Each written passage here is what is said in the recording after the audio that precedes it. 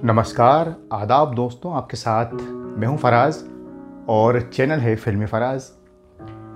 आज हम जिक्र करेंगे बहुत से कलाकारों का। वैसे तो जब किसी फिल्म का या गीत का जिक्र करते हैं तो उसमें सभी कलाकार शामिल होते हैं, चाहे वो हीरो हीरोइन हों, गीतकार, संगीतकार, गायक, डायरेक्टर, प्रोड्यूसर।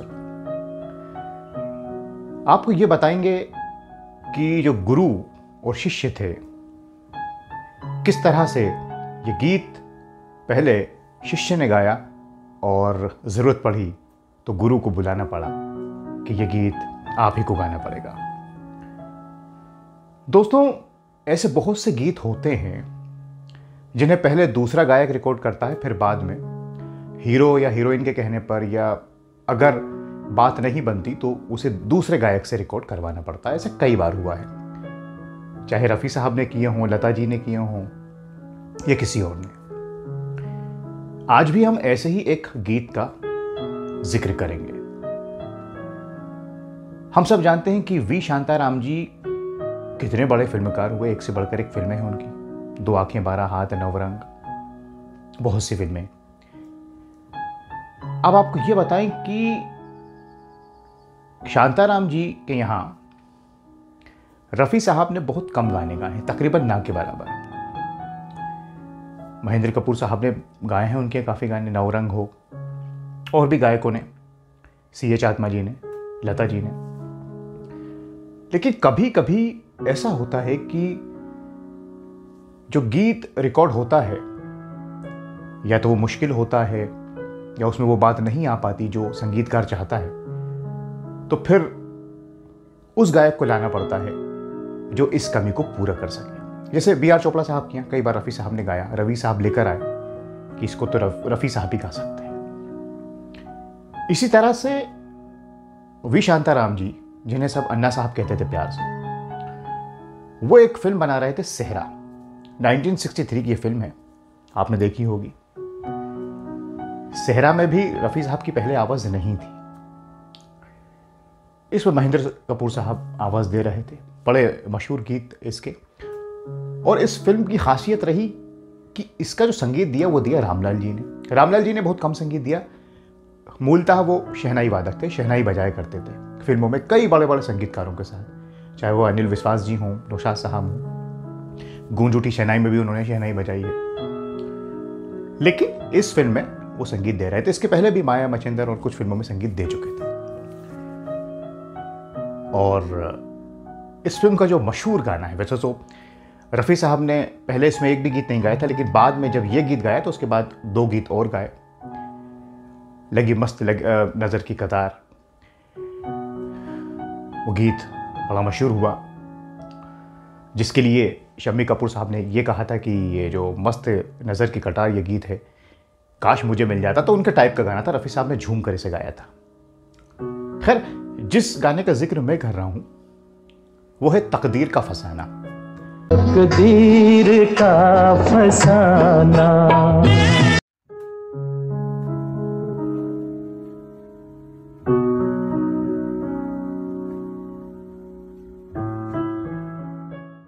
इस दिल में जल रही है अरमान,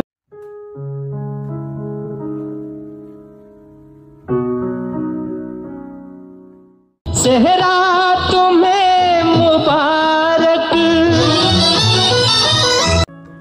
हम सब जानते हैं कि ये गाना कितना मशहूर हुआ, कितना मुश्किल है। जो इसमें ऊंचाइयां हैं, तान ऊपर जाता है फिर नीचे आता है।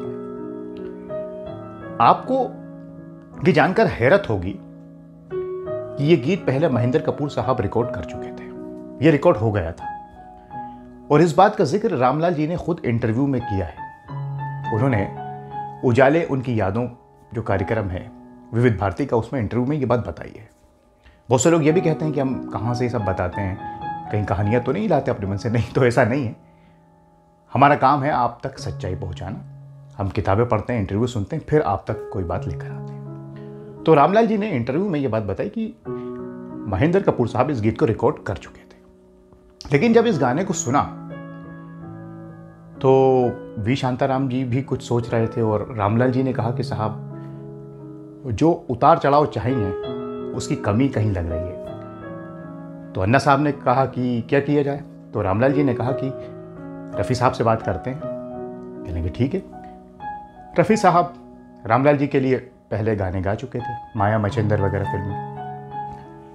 तो रामलाल जी रफ़ी साहब के पास गए और पूरी बात बताई। हालांकि रफ़ी साहब वो गीत नहीं गाते थे जिन्हें कोई और गाता था, क्योंकि उनको ऐसा लगता था कि शायद ये गलत है। अब हम जानते हैं कि रफ़ी साहब के अंदर कितनी इंसानियत थी।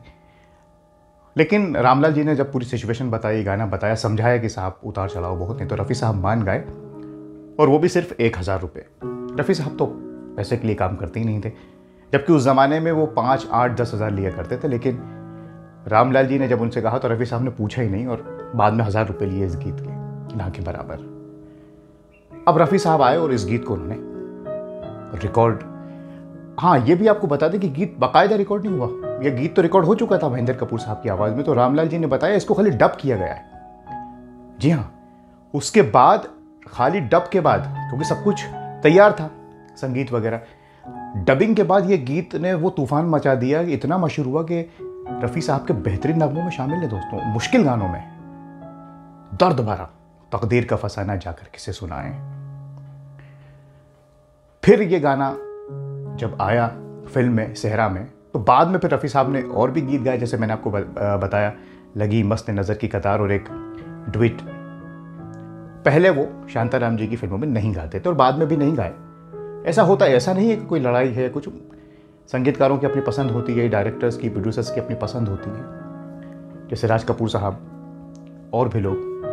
लेकिन ये गाना रफ़ी साहब ने गाया जिसे पहले उनके शागिर्द इसलिए कह रहा हूँ क्योंकि महेंद्र कपूर साहब अपना गुरु मानते थे रफ़ी साहब को। ये कोई छुपी हुई बात नहीं है। और रफ़ी साहब बहुत खुश होते थे जब उनको गाने मिलते थे महेंद्र कपूर साहब को, ख़ास करके बी आर चोपड़ा साहब के उन्होंने खूब गाए, क्योंकि चोपड़ा साहब के रफ़ी साहब नहीं गाते थे, तो महेंद्र कपूर साहब ने खूब गाए रफ़ी साहब के संगीत में, और वो सारे ही गाने मशहूर हुए।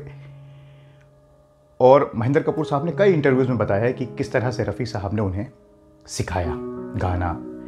जब बहुत पहले ये गए थे जब रफ़ी साहब के पास, तो रफ़ी साहब और उनके भाई साथ रहते थे, तो वहाँ से ये सिलसिला शुरू हुआ। और ये सबको मालूम है कि ये गुरु और शिष्य की परंपरा रही इन दोनों के बीच में। लेकिन ये एक ऐसा गीत था, तकदीर का फसाना, जिसे रफ़ी साहब को गाना पड़ा। और इस गीत को जब रफ़ी साहब ने गाया तो महेंद्र कपूर बहुत खुश हुए। कोई और होता तो बुरा मान जाता, लेकिन खुश हुए और रफ़ी साहब से कहा कि आपने इस गाने में 4 चांद लगा दिए, इंसाफ हो गया पूरा, मुझे बहुत खुशी है। तो दोस्तों ऐसे ये लोग थे, ऐसे इनके रिश्ते थे, इसलिए इनका काम आज भी याद किया जाता है। खैर, आज के इस कार्यक्रम को यहीं ख़त्म करते हैं। उम्मीद है आपको यह किस्सा, यह हकीकत पसंद आई होगी। हमें कमेंट्स करके अपनी राय दीजिए। अगले कार्यक्रम में फिर मुलाकात होगी दोस्तों। तब तक के लिए अपने दोस्त फराज को दीजिए इजाज़त। नमस्कार, खुदा हाफिज़।